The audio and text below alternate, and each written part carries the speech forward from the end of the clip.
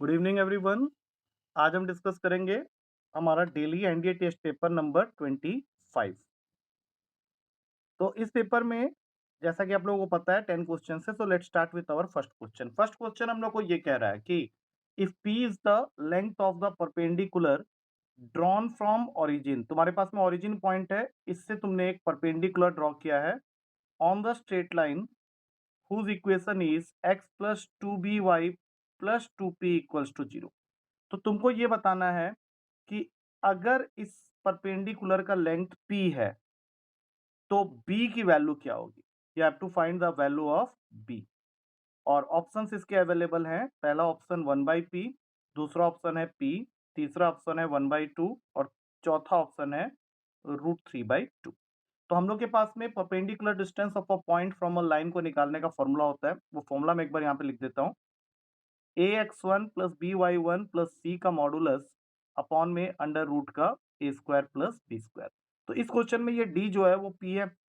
Point के नाम पे अगर हम लोग देखें तो ये है तुम्हारा x1 और y1 पॉइंट जो कि 0 0 है, जिसको लाइन की इक्वेशन में डालते ही पहले दो पार्ट तो जीरो ही हो गए। और c जो है वो 2p है मॉडुलस के अंदर में।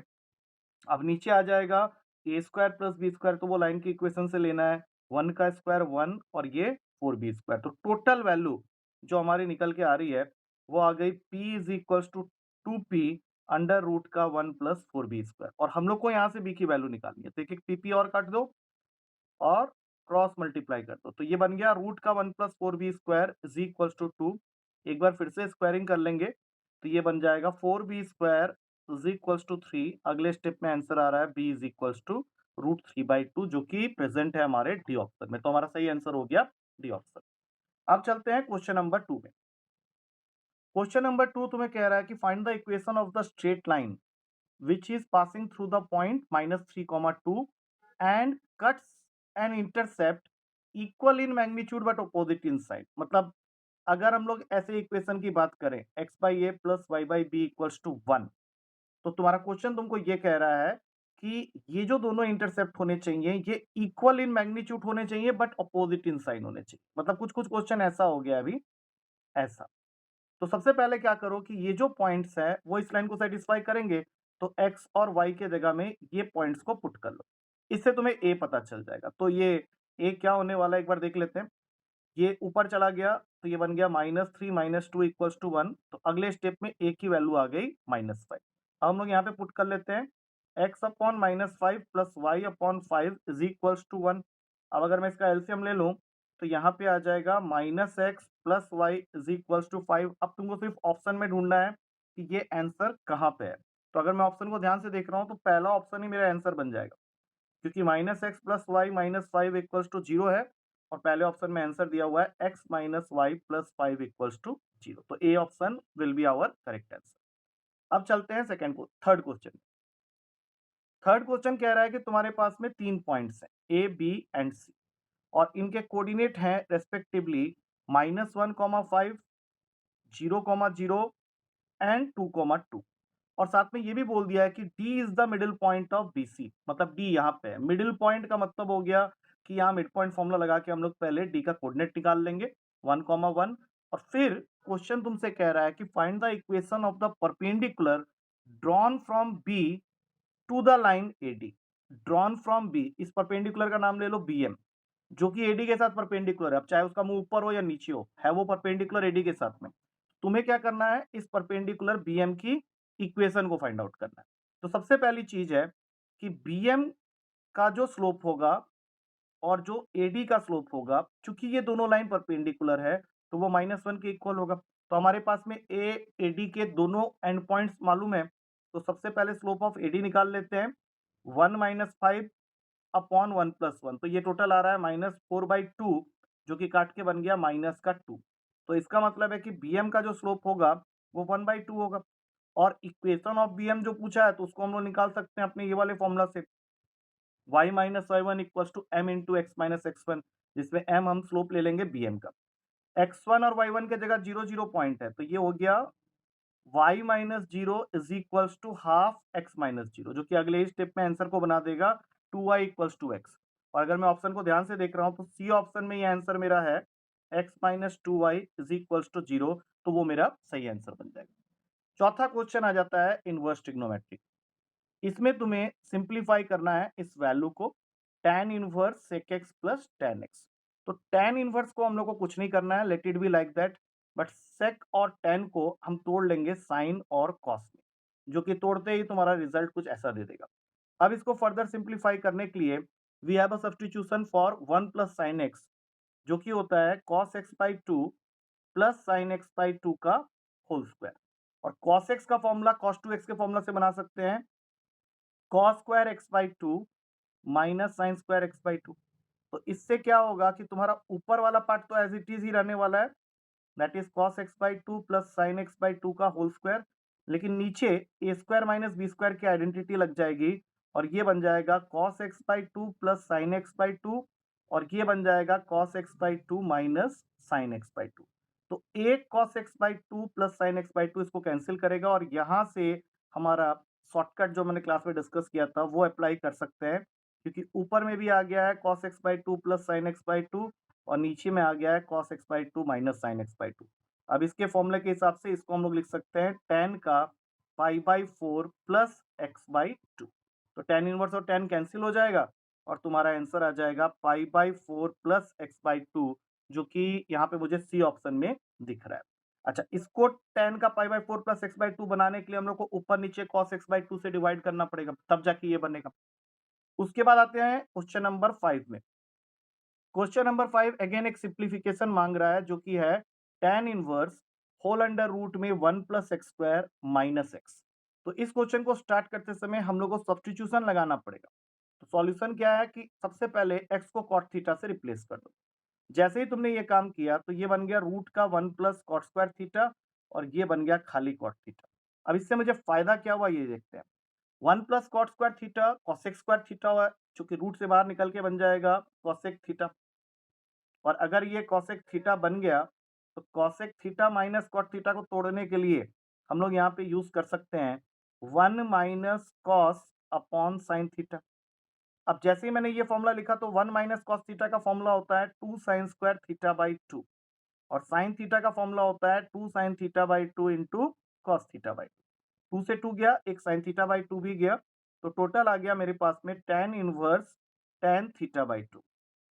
अब tan inverse tan theta by 2 में हम लोग tan थीटा बाई 2 को अगर चेंज कर लें, इसको अगर हम लोग लिख लें tan का सॉरी cot का pi by 2 minus theta by 2, या फिर तुम यहाँ पे डायरेक्ट भी कर सकते हो क्योंकि आंसर तो आ ही गया है। tan इनवर्स और tan को काट लो, थीटा की वैल्यू यहाँ से निकाल लो, तो ये बन जाएगा half of cot inverse x, जो कि मुझे दिख रहा है यहाँ पे पी ऑप्शन में अवेलेबल है। उसके बाद आते हैं, ये हाइट एंड डिस्टेंस का क्वेश्चन है, क्वेश्चन नंबर 6। थोड़ा सा लेंथी रहेगा ये क्वेश्चन, क्योंकि ये क्वेश्चन में तुम्हारा क्वेश्चन तुम्हें कह रहा है कि एक एरोप्लेन है जो कि 900 मीटर अबव द ग्राउंड उड़ रहा है, and it is been observed at an angle of elevation of 60 degree. तो इस पॉइंट को हम लोग ए ले लेते हैं। आफ्टर 10 सेकेंड्स यही एरोप्लेन आफ्टर 10 सेकेंड्स पहुंच जाता है बी पॉइंट पे, और यहाँ पे एलिवेशन तुम्हारा चेंज हो गया क्योंकि ऑब्जेक्ट तुमसे दूर चला गया है, तो यहाँ पे ये बन गया 30 डिग्री का। बाकी ये सी और डी लिख दिया यहाँ पे। तुमको क्वेश्चन में ये फाइंड करना है कि what is the uniform speed of the aeroplane in kilometre per hour. और ये जो एरोप्लेन है ये ग्राउंड से उड़ रहा है 900 मीटर अबव, मतलब ये जो डिस्टेंस है ये 900 मीटर है। तो बेसिकली हम लोगों को करना क्या है, स्पीड निकालने का फॉर्मूला होता है डिस्टेंस अपॉन टाइम, और डिस्टेंस जो इस क्वेश्चन में ये कवर किया है वो ए बी है, और जितने टाइम में कवर किया है वो 10 सेकेंड्स। तो ए बी अगर मैं फाइंड कर लूं तो लास्ट स्टेप में मैं क्या करूंगा, उसको मीटर पर सेकंड से किलोमीटर पर आवर में कन्वर्ट कर लूंगा, जिसके लिए मुझे इसको मल्टीप्लाई करना पड़ेगा लास्ट स्टेप में 18/5 से। लेकिन अभी फिलहाल हम लोग को ए बी निकालने के लिए सबसे पहले छोटा वाला ट्रायंगल लेना पड़ेगा, that is in triangle A D P. तो इसमें tan 60 की वैल्यू हो गई 900 अपॉन डीपी, और tan 60 खुद √3 होता है, तो डीपी की वैल्यू आ जाएगी 900 अपॉन √3। अब बड़ा वाला ट्रायंगल ले लो, that is in triangle BCP. अब इन ट्रायंगल बीसीपी तुम लोगे tan 30 डिग्री, और tan 30 डिग्री लोगे तो यही 900 है, नीचे लेकिन आ जाएगा सी डी प्लस डीपी, जिसमें tan 30 की वैल्यू 1/√3 होती है, 900 को कुछ करना नहीं है। सी डी इक्वल है ए बी के, जो कि हमें निकालना भी है, और डीपी के जगह में लिख देंगे 900/√3। अब तुम्हारा काम क्या है कि इस क्वेश्चन में तुम अपने डिस्टेंस ए बी की कैलकुलेशन कर लो। और वो करने के लिए तुमको यहाँ पे बस थोड़ा-सा इसको सिम्प्लीफाई करना है। सिम्प्लीफाई कैसे होगा? तो क्रॉस मल्टीप्लाई कर लेते हैं। 900√3 is equals to AB plus 900/√3। तो अगले स्टेप में 900 कॉमन लेके ये √3 minus 1/√3 is equals to AB हो गया। मतलब टोटल आ गया 900 into 2/√3 is the distance AB, जिसको मैं लिख सकता हूँ 1800/√3। अब ये वैल्यू को सीधा ले जाके यहाँ पे पुट कर दो। 1800/√3 इंटू 10 और साथ में 18/5 भी इसमें मल्टीप्लाई कर लेना। सिंपल कैलकुलेशन है, √3 से रैशनलाइज करना पड़ेगा और फाइनली जो आंसर तुम्हारा निकल के आएगा वो है 216√3 किलोमीटर पर आवर, जो कि सी ऑप्शन में अवेलेबल है। उसके बाद आता है तुम्हारा क्वेश्चन नंबर 7, जो कि बेसिक क्वेश्चन है बिल्कुल। तुम्हें ट्रायंगल में AC cos B minus BC cos A की वैल्यू मांग रहा है। अब हम लोग सबको पता है कि cos B का फॉर्मूला जो होता है वो है c square plus a square minus B square upon में 2AC। तो ये एक बन गया। फिर BC लिखा, cos A का फॉर्मूला होता है बी स्क्वायर प्लस सी स्क्वायर माइनस ए स्क्वायर अपॉन में 2BC। अब देखो AC के साथ गया, BC BC के साथ गया, नीचे 2 रह गया। अब ये ब्रैकेट ओपन कर लो, सी square plus a square minus B square, इसके साइन चेंज कर लेते हैं, minus B square minus C square plus a square. तो टोटल तुम्हारे पास में अब देखते हैं क्या क्या कैंसिलेशन हो रहा है। तो सबसे पहले तो प्लस सी स्क्वायर माइनस सी स्क्वायर गया, और तो मेरे ख्याल से कुछ खास कैलकुलेशन हो नहीं रहा। तो two times of a square minus B square आ रहा है, अपॉन में 2 है, दोनों को काटो, आंसर आ गया ए स्क्वायर माइनस बी स्क्वायर, जो कि अवेलेबल है ए ऑप्शन में। अब चलते हैं क्वेश्चन नंबर 8 में। क्वेश्चन नंबर 8 अगेन स्टार्ट होता है विद द लाइन कि 2 sin A/2 into sine C/2 is equals to sine B/2। यहाँ पे तुम अपना सीधा फॉर्मूला लगा लो। साइन A/2 का फॉर्मूला होता है S minus b into s minus c upon में BC, और साइन C/2 का फॉर्मूला होता है s minus a into s minus b upon में AB। और फिर राइट हैंड साइड में साइन B/2, उसका फॉर्मूला हो जाएगा s minus c into s minus a upon में CA। अब इसको अगर तुम सॉल्व करोगे तो तुम्हारा आ जाएगा 3s is equals to 2b, जिसको आगे सॉल्व करते हुए जाओगे तो तुम्हें मिल जाएगा 2b equals to a plus c. और 2b equals to a plus c condition हो जाता है AP का, क्योंकि इस क्वेश्चन में आगे पूछा गया है कि ABC किस में होंगे, और ये AP वाला ऑप्शन पहला ही है, तो that will become your final answer. अब चलते हैं 9th क्वेश्चन की तरफ। 9th क्वेश्चन में तुम्हारे पास में कंडीशन है कि tan का alpha plus beta is equals to n times of tan का अल्फा माइनस बीटा, और बदले में वो तुमको बोल रहा है कि फाइंड आउट करके बताओ what is the value of sin 2 alpha upon sin 2 beta. तो सबसे पहला स्टेप जो इस क्वेश्चन में तुमको करना है वो ये है कि इसको साइन कॉस में ब्रेक कर लो। मतलब sine alpha plus beta upon cos alpha plus beta is equals to n times of sine alpha minus beta upon cos alpha minus beta. अब ये लिखने के बाद क्रॉस मल्टीप्लाई कर लेते हैं एक बार। क्रॉस मल्टीप्लाई करोगे तो यहाँ पे आ जाएगा sine alpha plus beta into cos alpha minus beta is equals to n times of sine का alpha minus beta into cos का अल्फा प्लस बीटा। अब इस स्टेप में क्या करो, 2 से मल्टीप्लाई डिवाइड कर दो। अब ये हम लोग इसलिए कर रहे हैं क्योंकि 2 से मल्टीप्लाई डिवाइड करने पे यहाँ पे एक फॉर्मूला बनता हुआ सा नजर आएगा, और वो मैं ये लिखने के बाद ही बता पाऊंगा। वैल्यू पुटिंग से ये क्वेश्चन हो सकता है, लेकिन मैं थोड़ा सा एलोबरेटिव मेथड बता रहा हूँ। तो ये जो पार्ट है इसमें तुम्हारा फॉर्मूला बन गया 2 sin A cos B का, जो कि होता है sine A plus B plus sine A minus B. तो यहाँ पे आ जाएगा sine 2 alpha plus sine 2 beta upon में 2, और यहाँ पे n टाइम्स ऑफ, ये भी फॉर्मूला सेम ही है, तो वहां पे लेकिन आ जाएगा तुम्हारा sine 2 alpha minus sine 2 beta whole upon में 2। दोनों साइड से 2 काट दिया। अब यहाँ से थोड़ा सा सॉल्व करो, कॉमन ले लो, तो n minus one sine 2 alpha के साथ आ जाएगा और n plus one sine 2 beta के साथ आ जाएगा। अब ये लिखने के बाद तुमको जो क्वेश्चन में निकालना था वो था sine 2 alpha upon sine 2 beta, जो कि बन जाएगा n plus one upon n minus one. Again A option में अवेलेबल है, तो that will become your answer. अब चलते हैं आखिरी क्वेश्चन की तरफ। आखिरी क्वेश्चन है तुम्हारा 10th क्वेश्चन, जिसमें तुम्हें इस वैल्यू को सिंप्लीफाई करना है।